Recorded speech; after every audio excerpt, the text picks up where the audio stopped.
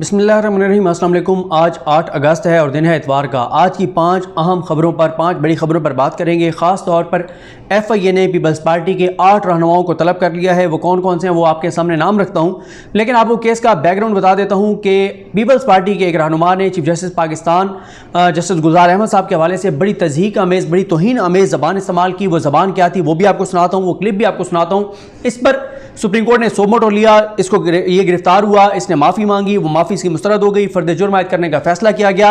लेकिन जो आखिरी समाअत हुई थी उस पर जस्टिस उमरदा बंदियाल साहब, जस्टिस मुज़ाहिर अली अकबर नकवी साहब और इजाजुल एहसन साहब ने जो FIA से कहा था कि आप देखें तो सही कि इसने किसके ईमा पर यह बात की है, इसको किसकी आप ऐसे समझिए कि सपोर्ट हासिल थी, क्योंकि जिस कॉन्फिडेंस के साथ ये मौसूफ बात कर रहे थे, अभी जब आप इनकी सुनेंगे तकरीर तो आपको पता चलेगा कि इतने कॉन्फिडेंस के साथ ये बात कर रहे थे, इसका नज़र यही आ रहा था कि पीछे सपोर्ट हासिल थी। अब जो चीज़ सामने आई है कि इन्होंने जिसको मैसेज किए, जिस से बात हुई या कोई पैगाम पहुंचाया या मजीद तफसीलात ज़ाहिर है अभी FIA के सामने आना बाकी हैं, लेकिन 8 बहरहाल पीपल्स पार्टी के रहनुमाओं को तलब किया गया है। लेकिन पहले आप ये इनकी ज़बान सुनिए कि मौसूफ जो है वो क्या ज़बान इस्तेमाल कर रहे हैं चीफ जस्टिस पाकिस्तान के हवाले से, जो कराची में चीफ जस्टिस ने तजावुज़ात ख़त्म करने के हवाले से और पीपल्स पार्टी की बैड गवर्नेंस, पीपल्स पार्टी की करप्शन, पीपल्स पार्टी ने जिस तरह से कराची को तबाह कर दिया है, जैसे सिंध को उन्होंने जो सिंध के साथ किया है, उस पर चीफ जस्टिस पाकिस्तान अक्सर उनको आड़े हाथों लेते हैं, पीपल्स पार्टी को उनकी बैड गवर्नेंस पर, उनकी करप्शन लूटमार पर। तो सुनिए ये मौसूफ क्या कह रहे हैं। और मुझे अफसोस हुआ, मुझे उस पर अफसोस हुआ कि एक छोटे कद का बोना हमारी पार्टी की आदत के ऊपर बात करे। मैं लानत भेजता हूं ऐसे चीफ जस्टिस के ऊपर जो कल तक खुद किसी तंजीम का सेक्टर इंचार्ज था, आज वो बातें करता है पाकिस्तान पीपल पार्टी के ऊपर। मुझे हैरत होती है, क्या इसकी आंखों में मिर्ची डली हुई है या ये अंधा है जिसको ट्रॉमा सेंटर नजर नहीं आता, जिसको यूनिवर्सिटी रोड नजर नहीं आता, जिसको लाडी से लेकर ठटाना की सड़क नजर नहीं आती, जिसको सिंध के अंदर तरक्की नजर नहीं आती। मुझे अफसोस हुआ, और मुझे नहीं उन तमाम लोगों को अफसोस हुआ जिन्होंने पाकिस्तान पीपल पार्टी को वोट दिया। चीफ जस्टिस साहब आपको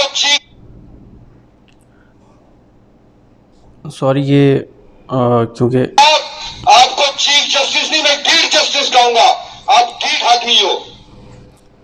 आप कह रहे हैं मैं आपको चीफ जस्टिस नहीं ढीठ जस्टिस कहूंगा क्योंकि आप ढीठ आदमी हो। बातें करते हो पीपल पार्टी के ऊपर, आपकी हैसियत क्या है? हराम की कमाई पर पलने वाला, हराम के पैसों से इधर तक पहुंचने वाला हमारी पार्टी के ऊपर बात करे। ऑन द रिकॉर्ड बात कर रहा हूं, FIR काटो मेरे ऊपर, मेरे को बुलाओ अपनी अदालत में, तुम्हें तुम्हारी मैं औकात दिखाऊंगा। मुझे हैरत होती है कि हमारी पार्टी की आदत के ऊपर बातें कर, और पूरे पाकिस्तान में सिंह के अलावा तेरे बाप बैठे हुए जो तरक्की सुनने की वो तुम्हें कभी नजर नहीं आ सकती। जो तासुब किए ना कुतारो, और तुम्हें पता चले कि सिंध में क्या काम हुए। ये एटम बम तेरे बाप ने नहीं बनाया था, शहीद जुल्फिकार अली भुट्टो ने बनाया था। ये मिसाइल टेक्नोलॉजी तेरी मां नहीं लेकर आई थी, ये मोहतरमा बेनजीर भुट्टो लेकर आई थी। हैरत होती है। आगे भी है, लेकिन ये क्लिप मौजूद है। बहुत सारे तो जो क्लिप्स हैं वो यूट्यूब से भी और वो डिलीट करवा दिए गए हैं चेयरमैन PTA और PTA की कोशिशों और काविशों से। तो ये वो क्लिप था, ये वो धमकी अमेज़ ज़बान थी जिसकी वजह से इनके खिलाफ सोमोटो हुआ, इनको तलब किया गया। इन्होंने गैर मुशुद्द माफ़ी मांगी, कहा कि मेरी 2 बीवियाँ हैं, 7 बच्चे हैं, और बड़ी माफ़ियाँ मांगी। जजेस जो हैं वो वालिदैन की तरह होते हैं, बहुत सारी इन्होंने बातें की, लेकिन इनकी माफ़ी जो है वो मुस्तरद कर दी गई। लेकिन मैं आपको एक चीज़ और बता दूँ, अब के किन किन लोगों को पीपल्स पार्टी के किन किन लोगों को तलब किया गया है। इसमें जनाब ये नाम हैं जो, वैसे मैंने ये कामिल आरिफ साहब की खबर सुनी है जिसमें उन्होंने बताया कि नासिर शाह साहब, सईद गनी, नफीसा शाह, कादिर पटेल, शाहिदा रहमानी, नाज बलोच, शैला रज़ा, कादिर मंदोखेल, इनको नोटिस जारी किए गए हैं। और नफीसा शाह साहब ने बताया है कि एक जो चीफ जस्टिस के खिलाफ तकरीर करने के केसेस में नामजद एक शख्स की जानिब से मैसेज मौसूल होने पर हमें तलब किया गया है। और नफीसा शाह साहब ये कहती हैं कि पीका कानून के तहत उनको तलब किया गया है और इसकी वजह यह है कि पीपल्स पार्टी के तर्जमानों और रहनुमाओं को खामोश करवाने के लिए रियासती मशीनरी का इस्तेमाल किया जा रहा है। किसी शख्स की जानिब से व्हाट्सएप पर मैसेज मौसूल होना जुर्म साबित नहीं करता, ना ही पीका कानून लागू होता है। सियासी रहनुमाओं को हज़ारों की तादाद में मैसेज मौसूल होते हैं। अगर मैसेज मौसूल होने को क्रिमिनलाइज किया जाए तो पूरी दुनिया जेल में होगी। उन्होंने कहा कि इस तरह के ओछत गंडों से खामोश नहीं करवाया जा सकता और सुप्रीम कोर्ट ने अपने फैसले में यह नहीं कहा कि मैसेज जिसको मौसूल हुआ है उसको भी नोटिस जारी करें।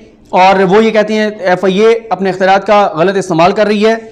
तो ये जनाब इनको जो है वो 12 और 13 अगस्त को जो है वो तलब किया गया है। मेरे ख्याल 12 और 13 अगस्त को ही तलब किया गया है और उसमें अब इनसे सवाल जवाब होगा।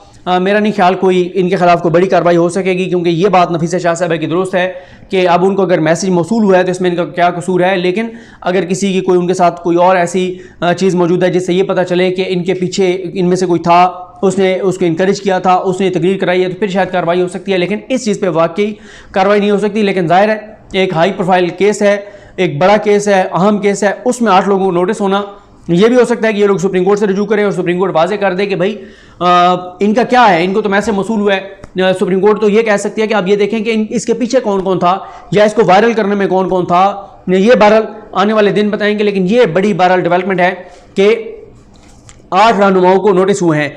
अब बाकी खबरों पर बात करते हैं। जो वोटिंग मशीन है उसके हवाले से आज प्राइम मिनिस्टर पाकिस्तान इमरान खान साहब जो हैं उन्होंने एक ट्वीट भी किया और ये बड़ी डेवलपमेंट है कि मशीन जो है वो बना ली गई है। और इसमें जो इंपॉर्टेंट बात है वो प्राइम मिनिस्टर ने ये ट्वीट किया कि हमारी वजारत साइंस एंड टेक्नोलॉजी की जानिब से पाकिस्तान में तैयार करदा इलेक्ट्रॉनिक वोटिंग मशीन्स का मुआयना जो है वो मैंने किया है। बिलाखिर ये दिखाई देने लगा है कि पाकिस्तान में हमें ऐसे इंतखाबात मुयस्सर आएंगे जिनमें हिस्सा लेने वाले तमाम उम्मीदवार नताइज तस्लीम करेंगे। शिबली फराज और उनकी टीम को मुबारक। तो बहरहाल अब देखते हैं इस पर इलेक्शन कमीशन ऑफ पाकिस्तान का क्या रद्द-ए-अमल होता है। मैं बहरहाल इस मामले पे मेरा और अदील बड़ाई साहब का पहले दिन से इख्तिलाफ है। मैं मुसलसल ये कह रहा हूँ कि इलेक्शन कमीशन ये नहीं चाहेगा कि ये चीज़ हो और हुकूमत ये चाहती है, इमरान खान साहब ये चाहते हैं और अपोजिशन को भी इमरान खान साहब कह रहे हैं कि अगर आप ये नहीं चाहते तो आप क्या चाहते हैं, आप आएँ इलेक्शन रिफॉर्म्स के लिए, इलेक्शन को बेहतर बनाने के लिए, शफाफ बनाने के लिए जो भी मुमकिन हो सकता है उस पर करने को तैयार हैं, अपोजिशन से बात करने को तैयार हैं। और शहबाज शरीफ साहब के हवाले से कहा है फवाद चौधरी साहब ने कि हम शहबाज शरीफ से ज़रूर बात करेंगे, मरियम से, नवाज शरीफ से, मौलाना फजल रहमान से, जो लोग पार्लियामेंट में नहीं हैं उनसे बात नहीं होगी, शहबाज शरीफ से बात होगी और उनको एतमाद में लिया जाएगा।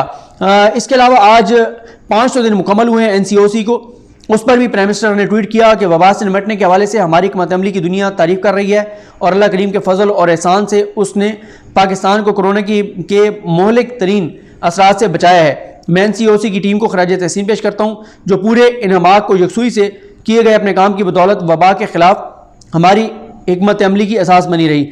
मैंने अभी खैर असद उमर साहब ने एक डॉक्यूमेंट्री ट्वीट की है, वो आप लोग देखिएगा। लेकिन मैंने जब NCOC का विज़िट किया था मैंने उस वक्त से ये कहना ये शुरू किया था कि हमें NCOC के ऊपर डॉक्यूमेंट्रीज बनानी चाहिए थी, हमें दिखाना चाहिए था दुनिया को। और मैं ये अपने जब दोस्तों को कहता हूँ, मैं कहता हूँ कि अल्लाह ताला के फजल और करम के बाद अगर पाकिस्तान कोरोना से बचा है, बड़ी तबाही और बर्बादी से, भारत जैसी यहाँ पर हालात और सूरत हाल नहीं हुई, तो उसका क्रेडिट सिर्फ और सिर्फ NCOC को जाता है।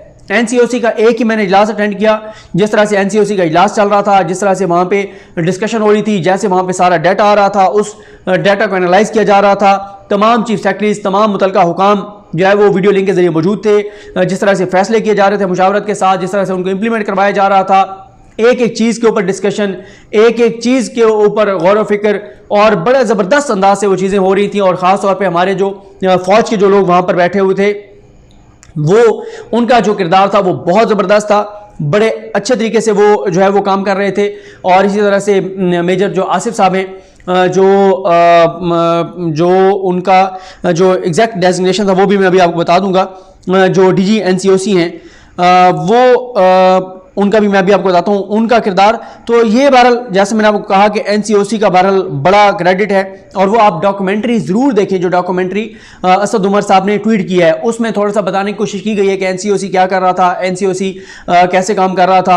और फिर इसमें यह था कि 24 घंटे एनसीओसी के लोग जो हैं वो काम कर रहे थे। रात को भी अगर कहीं पे कंप्लेंट आती थी कि फ़लाँ शहर के में फ़लाँ हॉस्पिटल में बेड नहीं है, तो उसमें फिर जो है वो कार्रवाई फ़ौरन की जाती थी, राब्ते किए जाते थे। तो बहरहाल जो मैं आपको बता रहा था, ये मेजर जनरल हैं आसिफ साहब जो डीजी एनसीओसी हैं वो, और उनकी टीम और बहुत सारे लोग हैं। कोशिश करूंगा किसी वीडियो में उन तमाम के नाम जो हैं वो आपके सामने रखूं और उनको बहरहाल क्रेडिट देना चाहिए। तो ये बहरहाल एक अच्छी चीज़ है कि आज जब 500 दिन मुकम्मल हुए तो अप्रिशिएट किया गया प्राइम मिनिस्टर की जानिब से भी, army chief general Qamar Javed Bajwa साहब की जानिब से भी एनसीओसी को, और ये बहुत ही ज़बरदस्त जो है वो एक इकदाम हुआ है। तो बहरहाल बाकी अहम इश्यूज़ पर भी इसी तरह से बात करेंगे। ये आज की बड़ी खबरें थी, देखते हैं कि चीज़ें किस तरह आगे जाती हैं। कल बहरहाल मैं आपके साथ शेयर करूँगा कि सिंध में वफाक का प्लान क्या है, 5 इदारे क्या करने जा रहे हैं, और क्यों ये इस पे पीपल्स पार्टी जो है वो बड़ी परेशान नज़र आती है। मुझे अपने दुआ में याद रखें। अलकरीम हम सब का हामी नासरो। अल्लाह हाफ़िज़।